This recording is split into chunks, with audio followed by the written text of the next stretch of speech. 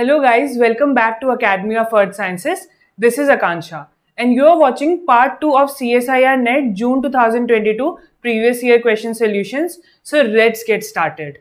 Let's start with question number 21. Choose the correct combination of processes that contribute to the global sea level rise. Okay. First we have Arctic sea ice melt and sea surface warming. अगर sea surface warm होगा, sea surface के warm होने से water की volume बढ़ जाएगी क्योंकि जैसे ही वो warm होगा उसकी density decrease होगी and the volume will increase because mass is not changing. So density decrease होने की वजह से उसकी volume बढ़ जाएगी, so sea surface level will rise. So this part of this option is right, but let's talk about sea ice melt. अगर सी के अंदर आइस मेल्ट होगी तो वो आइस वाटर लेवल को रेज नहीं करेगी क्योंकि वो आइस ऑलरेडी वाटर के अंदर प्रेजेंट है. जितना वो वाटर डिस्प्लेस करेगी in the form of ice उतना ही वाटर वो ऐड कर देगी जब वो मेल्ट हो जाएगी.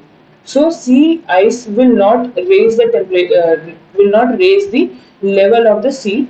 Instead land ice will raise the level of the C.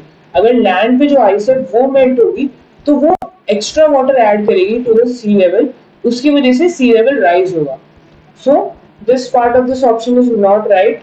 So overall this option is not correct. Then we have warming of the ocean, land ice melt.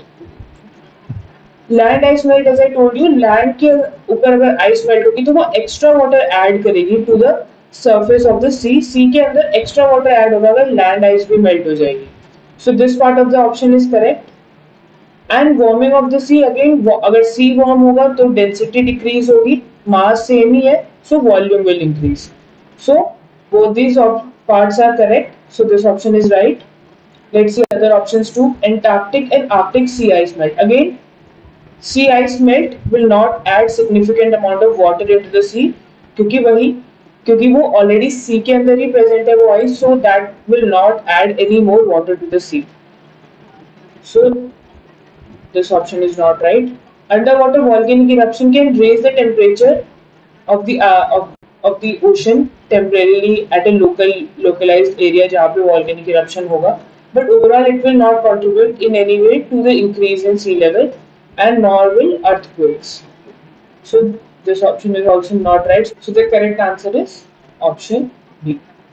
Moving on to the next question. Choose the correct sequence based on albedo of different earth surfaces. Okay. So albedo क्या होता है? Albedo होता है the amount of sunlight that any surface reflects back to the space. यानी कि अर्थ से जितनी light वापस स्पेस में चली जाती है, सनलाइट वापस स्पेस में चली जाती है, that is the albedo of that particular surface, or we can say earth. So let's see, we have snow, vegetation, desert sand and calm water. सभी options में हमारे पास ये चार है, but the sequence is different. So let's see them one by one. Snow का albedo होता है 0.50 से भी ज़्यादा. Then we have vegetation. Vegetation का albedo होता है 0.08 से लेके 0.15. Then we have desert sand. Desert sand का albedo होता है 0.4 and calm water has albedo of 0.06. So we can see कि least albedo है हमारा calm water का and highest albedo is of snow. So let's see which option has snow as the first option. So these two options are wrong क्योंकि calm water का सबसे कम albedo होता है. So these two options are wrong. Then we have snow. These two options have snow and calm water. तो यहाँ पे snow का highest है, calm water का lowest है. So इन दोनों options में से कोई एक सही होगा. Desert sand का कितना है 0.4. So desert sand has higher than vegetation. So option B is correct. Moving on to the next question. Development of Earth's tidal bulge on opposite direction of the moon is best explained by. Okay. Suppose this is moon and this is Earth. Moon and Earth. Moon की opposite side कौन सी होगी? ये वाली. यहाँ पे हमें tidal bulge दिखाई दे रहा है. This part. So ये पूछ रहा है कि that bulge is caused by what? So let's see. सबसे पहले हमारे पास सेंट्रीपिटल फोर्स. सेंट्रीपिटल फोर्स क्या होती है? किसी भी ऑब्जेक्ट के ऊपर जब कोई भी ऑब्जेक्ट मोशन में होता है यानी कि सर्कुलर मोशन के अंदर होता है तब उसके ऊपर सेंट्रीपिटल फोर्स लगती है. यानी कि circular any object that is moving in a circular path is affected by centripetal force. So this option is not right. Then we have gravitational force. अब क्या होगा? हर बॉडी जिसके अंदर मास है वो किसी दूसरी बॉडी जिसके अंदर मास है उसके ऊपर फोर्स लगाने की कोशिश करती है, यानी कि every two objects that have mass in the universe will try to exert a gravitational force on each other.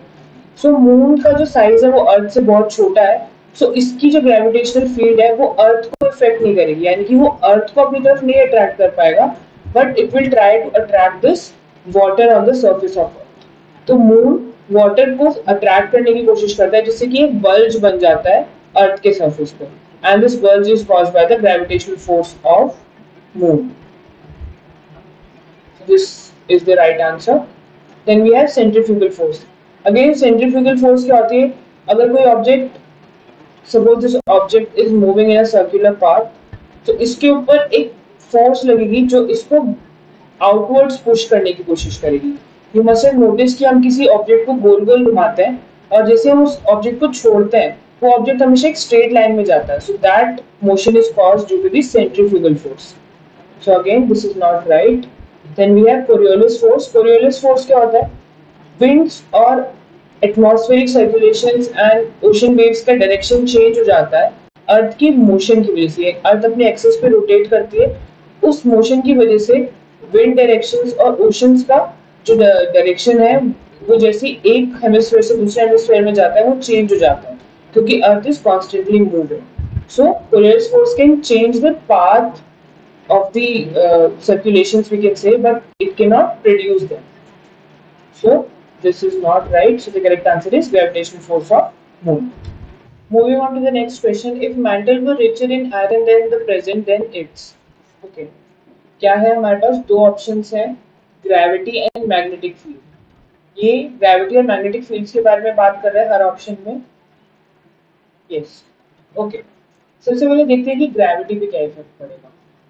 अब जैसे मेटल आयरन रिचर हो जाएगा, iron is a heavy metal, iron heavy है उसकी वजह से मेटल के अंदर मास इंक्रीज होगा, एंड अगर मास इंक्रीज होगा सो वी नो ग्रेविटेशन का फॉर्मूला क्या होता है, G m1 m2 upon r square. So it is gravitation is directly proportional to mass. सो अगर आयरन होगा तो मास बढ़ेगा तो gravity will increase. So let's see. And the other thing is magnetic field. अब अर्थ का मैग्नेटिक फील्ड कैसे arise होता है? अर्थ का मैग्नेटिक फील्ड अराइज होता है क्योंकि हमारा जो आउटर कोर है वो लिक्विड मोल्टेन फॉर्म में है। सो वो जो मोल्टेन आयरन है वो रोटेट करता है अर्थ के साथ, जैसे जैसे अर्थ रोटेट करती है वो मोल्टेन आयरन भी रोटेट करता है, and that produces the magnetic field of the earth. So अगर हमारा मेटल आयरन रिच हो जाएगा so it will not affect the magnetic field, क्योंकि मैग्नेटिक फील्ड कहाँ आ रहा है, मोल्टेन कोर से आ रहा है।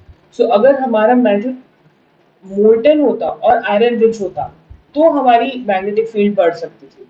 So the correct option would be gravity will increase and magnetic field would be the same. So let's C, first option says gravity and magnetic field would be the same, so this is not right. Gravity field would be the same but magnetic field would increase. This is not right. Gravity field would increase but magnetic field would be the same, so this is the right option. What does the last option say? Both gravity and magnetic field would increase. This is not right. So क्या होगा, gravity बढ़ेगी मास बढ़ने की वजह से, और magnetic field same रहेगा क्योंकि मैग्नेटिज्म अराइज होता है मोल्टेन मैग्मा में जो आयरन प्रेजेंट है उसके रोटेशन से। So option C is the correct answer. Moving on to question number 25. Thunderstorms occur more often in the late afternoon and early evening over land because. Okay. Thunderstorms को form होने के लिए हमें तीन चीजों की जरूरत है, a mechanism to lift the air, moisture and instability in the winds. तो ये तीन फैक्टर्स हमें चाहिए। अब क्या होता है, आफ्टरनून या अर्ली इवनिंग के टाइम पे जो हमारे टेम्परेचर होता है सरफेस का वो हाईएस्ट होता है अंडर क्लियर स्काइज, और उस टाइम पे जो एनवायरनमेंट में अनस्टेबिलिटी होती है वो भी ज्यादा होती है। सो इन दो ऑप्शंस की वजह से हमें लिफ्ट इजीली मिल जाता है। सो हमें इन तीन में से two out of three conditions are very favorable during the late afternoon and early evening. क्यों? Although thunderstorms किसी भी टाइम पर हो सकते हैं, but these two important factors out of the three that are required for a thunderstorm are there in the late afternoon and early evening. So let's see which options are there. First have atmosphere is almost stable. We don't need stable atmosphere for thunderstorms. So this is not right. Radiational heating and instability are high. So again radiational heating है जो सन की जो heat आ रही है अर्थ के ऊपर वो high है, उस टाइम पे सरफेस का टेम्परेचर काफी इंक्रीज हो चुका होता है and instability is also high. So again हमारे इंपॉर्टेंट फैक्टर्स जो हमें चाहिए थे वो यहाँ पे इस ऑप्शन में हमें मिल रहे हैं. So this option is right. Then winds are almost weak. Again, we don't need weak winds for thunderstorm. So this is not right. Then the atmosphere is almost dry. Atmosphere is mostly dry. हमें क्या चाहिए? हमें moisture चाहिए thunderstorm के लिए. So dry atmosphere तो हमारे लिए किसी काम का नहीं है. So this option is also not right. So the correct option is radiational heating and instability are high. Moving on to question number 26. If sea ice constitutes 2% of ocean water with an average oxygen isotopic composition of -55 per mil, then what would be the oxygen isotopic composition of an ice-free ocean? Okay. हमारे पास क्या है? एक ocean है जिसका 2% part सी ice में convert हो गया and हमें और उस ओशन के अंदर ऑक्सीजन आइसोटोपिक कॉम्पोजिशन है -55 पर मिल. पर मिल का मतलब है कि out of 1000. Okay, now we have to find what would be the oxygen isotopic composition of an ice free ocean. So 2% part ice में कन्वर्ट हो गया, सो बचा हुआ पार्ट क्या होगा? Ice free. तो इस ऑक्सीजन आइसोटोपिक कॉम्पोजिशन का 2% कितना होगा?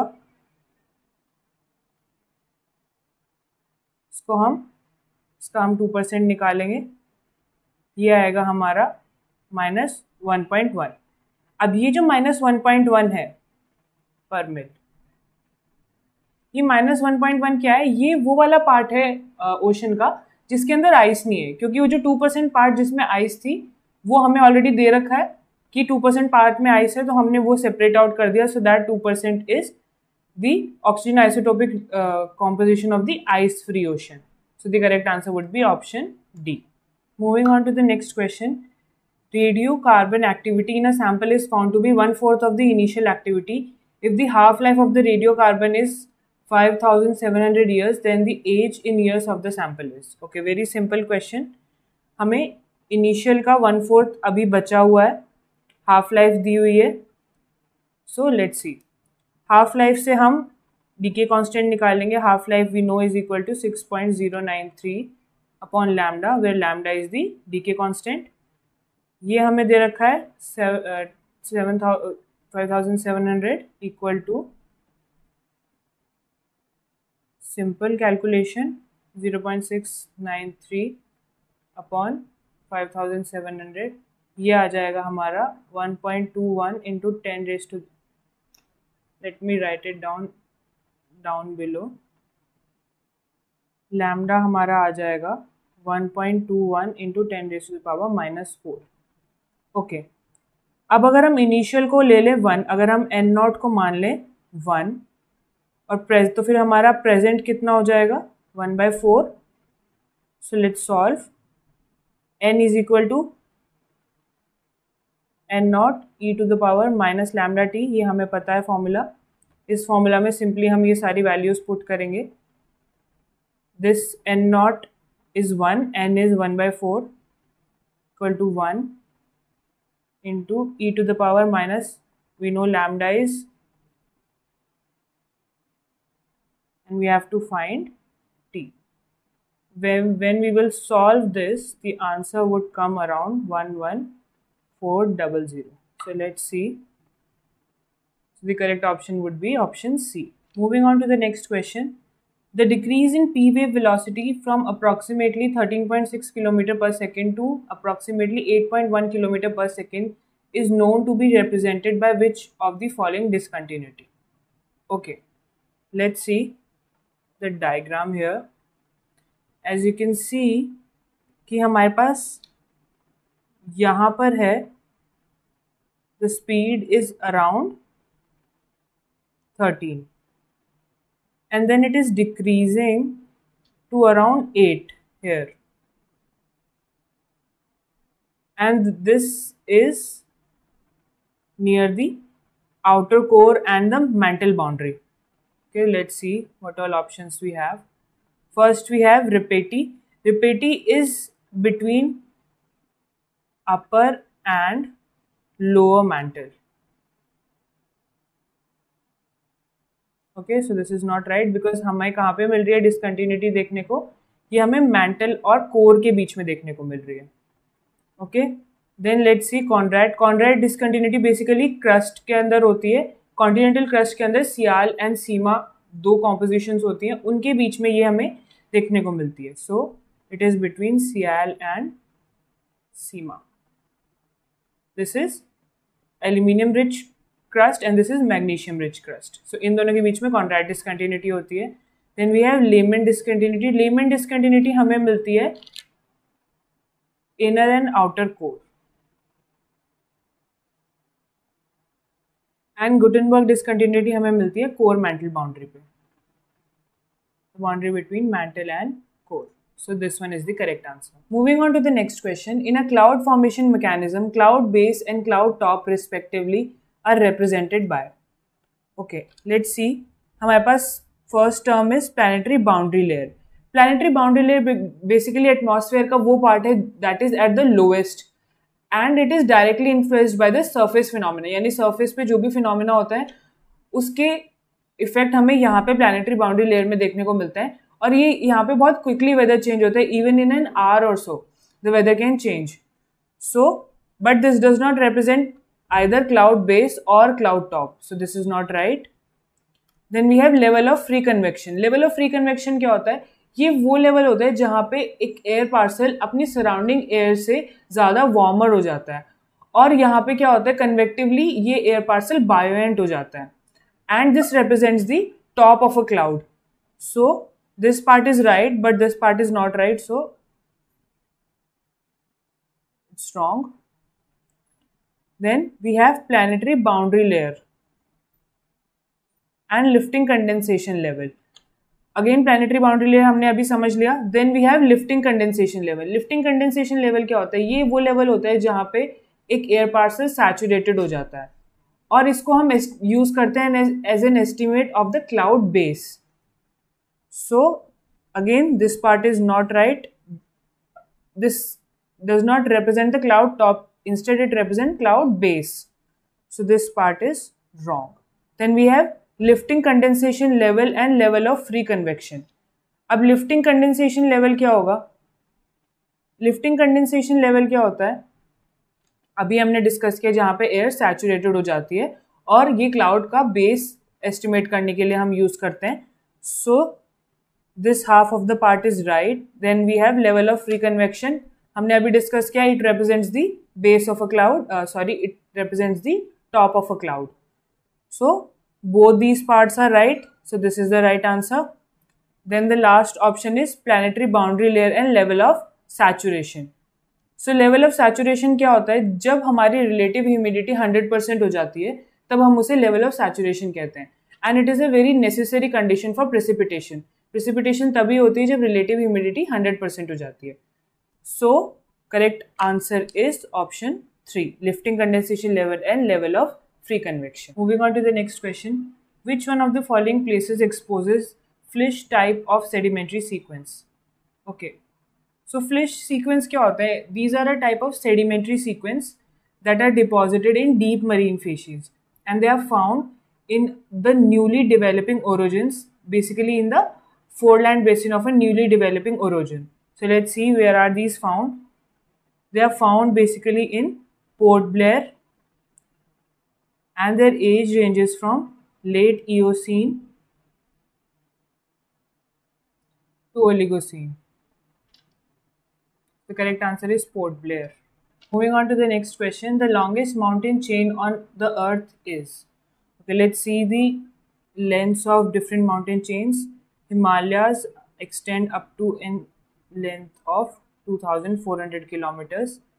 Mid-Atlantic ridge range is for 16,000 kilometers. Andes is for 7,000 kilometers. And Alps they are of 1200 kilometers. So you can see that mid-Atlantic ridge is the longest mountain chain on earth.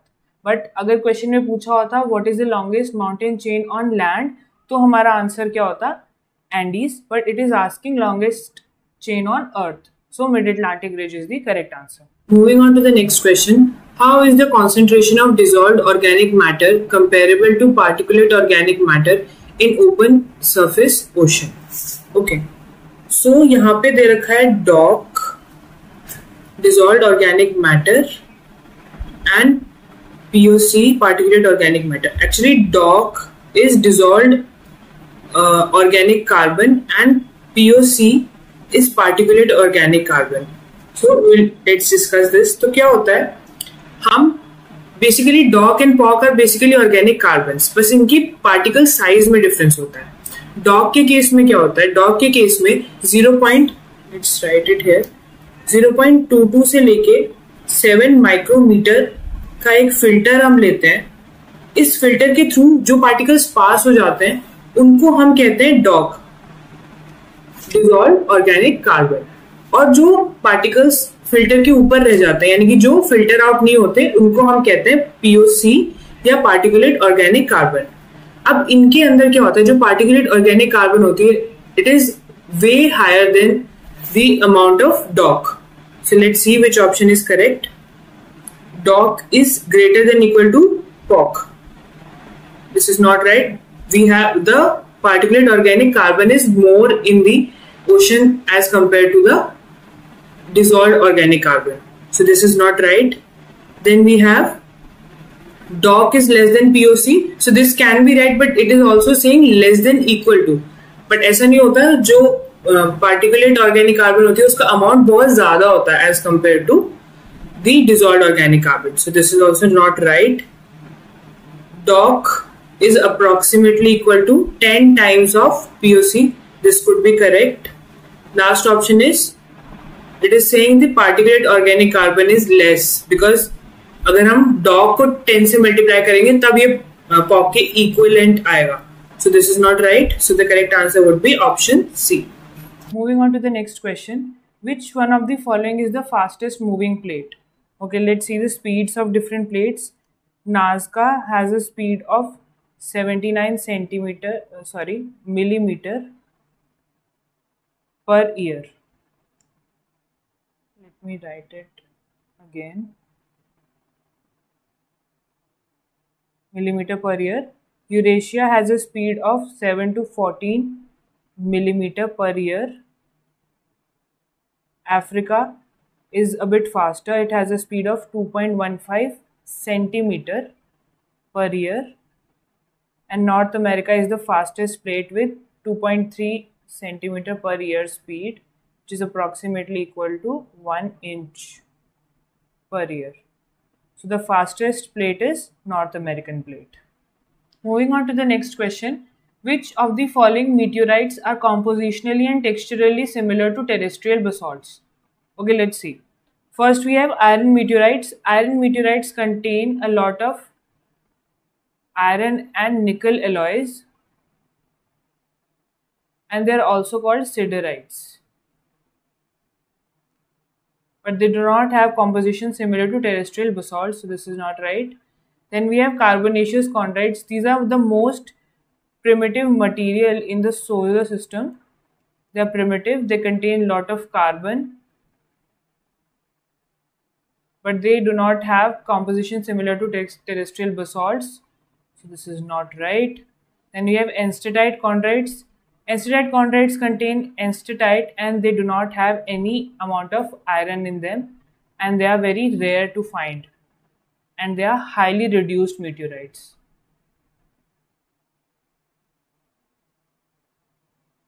Then the last option is achondrites. Achondrites are basically stony meteorites and they do not contain any amount of chondrules. They do not have chondrules and their composition is similar to that of the terrestrial basalt. So this one is the correct answer, achondrites. Moving on to the next question. In standard FCCs, which stands for false color composite, red stands for vegetation because. Okay, so plants क्या होते हैं, vegetation या फिर plants बहुत ज़्यादा infrared radiations छोड़ते हैं. जितने ज़्यादा प्लांट्स फ्रेश होंगे, जितने ज़्यादा वो प्लांट्स बेसिकली डेड प्लांट्स नहीं होंगे, तो वो उतनी ज़्यादा इंफ्रारेड छोड़ेंगे. और फॉल्स कलर कॉम्पोजिट में हम इंफ्रारेड बैंड को रेड कलर असाइन करते हैं. सो हमें इसलिए वेजिटेशन रेड दिखाई देती है क्योंकि वो इंफ्रारेड रेडिएशंस छोड़ती है. So let's C. For strategic purpose, true colors are not disclosed. Okay, this is not right. Green band of sensor is shown red. Again, plants do not emit green color. They emit infrared radiations. So, this is not right. Then we have NIR band of sensor is represented in green. NIR stands for near infrared. As I told you, plants, they emit infrared radiation, so that infrared radiation is shown in red color. So this is the right answer. The last option is reflectance of chlorophyll is processed as red by the satellite sensor. Again, chlorophyll does not reflect, like chlorophyll is not reflecting red color. So this is not right. The next question, in areas modified by glaciers, cames represent. Okay, Kemps क्या होता है? Basically Kemps hills या फिर छोटे छोटे mounts होते हैं. They are composed of sand and gravel. और इनके अंदर क्या होता है कि जैसे जैसे कोई भी, ये बेसिकली डिप्रेशंस के अंदर फॉर्म होते हैं. जैसे आइस मूव कर रही है, ग्लेशियर आइस मूव कर रही है, तो डिप्रेशंस के अंदर वहाँ पे जो भी डिप्रेशंस क्रिएट होते हैं उसके अंदर सैंड ग्रेवल ये सब इकट्ठा हो जाता है, एक हिल जैसा बन जाता है. उसके बाद जैसे वो ग्लेशियर मेल्ट होने लगता है और लैंड की तरफ मूव करता है, तो वहाँ पे ये सारे जो डिपोजिशन थे वो सब डिपॉजिट हो जाते हैं, sand and gravel and all that. So basically ये कहाँ पे डिपॉजिट होता है? किसी भी वैली के पास में डिपॉजिट होता है जहाँ पे बेसिकली ये आइस मेल्ट होके लैंड पे इस सारे ग्रेवल सैंड इन सब चीज़ों को डिपॉजिट कर देती है. So let's see which options are right. First we have detached block of glacial ice. So this is not right. This is not detached block of glacial ice. Rather, it is a hill composed of sand and gravel. Then we have remnants of disjointed lateral moraines. Okay, let's see this diagram. This is the lateral moraine, also called the terminal moraine. Okay. So this is not right. Then we have mounds of stratified sands and gravel. Although these are mounds of sands and gravel, but they are not stratified. So this option is not right. Then the last option is terraces formed in valley side walls due to change in glacial mass balance. Again, because the glacial ice is melting and they deposit all these sand and gravels on the surface instead of depositing it in the valley itself. So this option is right. As you can see here, these cames are forming terraces near the valley. So these are cames. So the right option is option number 4. Terraces formed in valley side walls due to change in glacial mass balance. Moving on to the next question. Kepler's third law of planetary motion is represented by which one of the following expressions? Okay, Kepler's third law is very simple. It's basically the orbital period, that is p. The square of p is directly proportional to the cube of semi-major axis. So let's see which option has this. P cube is directly proportional to a square. This is opposite. Not right. P square is directly proportional to a cube. So this one is the right answer. This is wrong and this is also wrong. Moving on to the next question. Which one of the following is ultimate limiting nutrient for ocean productivity? Okay. So ocean productivity क्या होती है? Ocean productivity basically the production of organic matter by phytoplanktons which are present in the ocean as single-celled organisms. And we have to find the limiting nutrient. Limiting nutrient का मतलब क्या है? कि जिसकी quantity less है as compared to the other nutrients. यानी कि जिस न्यूट्रिएंट की अमाउंट सबसे कम होगा वो न्यूट्रिएंट ही लिमिट करेगा किसी भी प्रोडक्शन को. सपोज हमें सपोज प्रोडक्शन के लिए, ओशन प्रोडक्टिविटी के लिए 4 न्यूट्रिएंट्स चाहिए, बट उनमें से अगर एक न्यूट्रिएंट कम है तो हमें रेशियो मेंटेन करने के लिए बाकी न्यूट्रिएंट्स को भी कम यूज करना पड़ेगा. So that limits the production. तो वो वाले nutrients that limit the production because they are present in less quantity. So they are called limiting nutrients. So let's see. We have nitrate, phosphate, silicate and iron. Although all four of them are limiting nutrients, but nitrate and phosphate are the most important because ये चारों ही limiting nutrient है. But nitrate and phosphate are available even less than silicate and iron. But they are asking for ocean productivity. Nitrate is found in less amounts in the ocean, whereas phosphates are found in less amount in fresh water. So अगर question में fresh water पूछते so answer होता phosphate, but they are asking about ocean productivity. So the correct answer would be nitrate. Moving on to the next question. If the density of a compact rock of sandstone is 2.5 gram per cc, then what will be its density in gram per cc if it is 10% porous and water saturated? Okay, let's see. These type of questions are very common in GATE exam and in NET exam. So let's see कि इन questions को solve कैसे करते हैं. Just remember a very simple formula. Phi, which is porosity, is equal to density of the particles minus density of the bulk rock divided by density of particle minus density of the fluid that is present in the void spaces. हमारी porosity कितनी है question में 10%, so we can say 0.1. Particle density compacted rock की कितनी है 2.5 minus bulk density हमें नहीं पता, let's call it x upon 2.5. Fluid हमारा water है, water की density कितनी होती है 1. So let's solve this. 0.1 into 1.5 equal to 2.5 minus x. ये हो जाएगा 0.15 equal to 2.5 minus x. So x will become 2.5 minus 0.15 and x will become equal to 2.35. So this is the correct answer. Let's see which option has 2.35. Option C. So this is the right answer. Moving on to the next question. A freely suspended magnetic needle will be vertical at. Okay, we have geographic equator, geomagnetic equator, geographic poles and geomagnetic poles.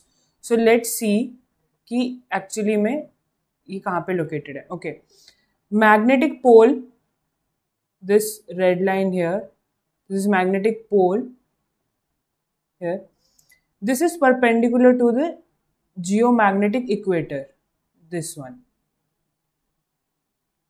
And the geographical north pole is perpendicular to the geographical equator. So they are both, you can see they are both slightly different because Earth अपने axis पे थोड़ी सी झुकी हुई है. So जो हमारा magnetic north pole है and the geographical north pole, they do not match. So let's see. Okay, हमारे geographic equator and geographic poles दोनों पे ही the needle will not be vertical. Geographic equator पे it will not be horizontal, instead it will be horizontal at the equator. यहाँ पे हमारी needle होगी horizontal. यहाँ पे slightly it will be slightly not horizontal. We can say it will be slightly at an angle क्योंकि geographical equator is not aligned with the geomagnetic equator. So the needle will be horizontal at geomagnetic equator, and at geographical poles again it will not be vertical. It will be having a slight deflection from vertical. So this is also not right. Then the last option is geomagnetic poles. अब geomagnetic poles पे हमारी जो needle होती है वो vertical क्यों होती है? Geomagnetic poles पे क्या होता है? वहाँ पे क्या होता है? जो horizontal component होता है gravitational field का या magnetic field का, not gravitational field, magnetic field का जो horizontal component होता है वो zero होता है. तो उसके zero होने की वजह से जो हमारी needle है वो horizontal direction में ना move करके वो vertical direction में move करती है, और वहाँ पे जो हमारी dip होती है वो 90 डिग्रीज होती है, इसलिए वहाँ पे ये जो हमारी needle है वो vertical यानी कि at perpendicular हो जाती है. So the correct answer would be geomagnetic poles. Moving on to the next question, which one of the following periods is known as the age of fishes? Okay, Cambrian is famous for trilobites. So it is not the age of fishes. Then we have Ordovician. Ordovician is famous for the diversification of marine invertebrates.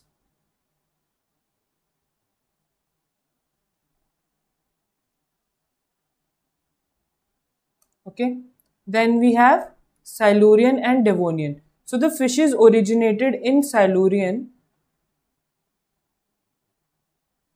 but they got diversified in the, or they got abundant in the age of Devonian, in the period Devonian. So Devonian is known as the age of fishes. Okay, this was the period where the fishes become very abundant. So Devonian is called the age of fishes. Moving on to the next question. Which one of the following rivers of Ganga system is a perennial dominantly groundwater fed river? Okay, first we have Yamuna. Yamuna, we all know, originates from the Yamunotri glacier. Yamunotri glacier. Pindar river originates from the Pindari glacier.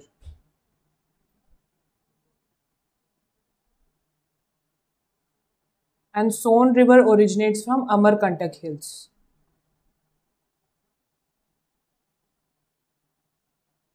Out of these four rivers, only Gomti river does not arise from a glacier. Instead, it is groundwater fed. So the correct answer would be Gomti river.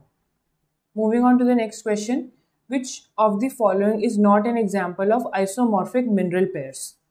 Okay, let's see. Isomorphic minerals क्या होते हैं? जिनके structures same होते हैं. ऐसे minerals जिनके structures same होते हैं उनको हम isomorphic minerals कहते हैं. We have pyrite and marcasite. Both of them have same structure and their formula is FeS2.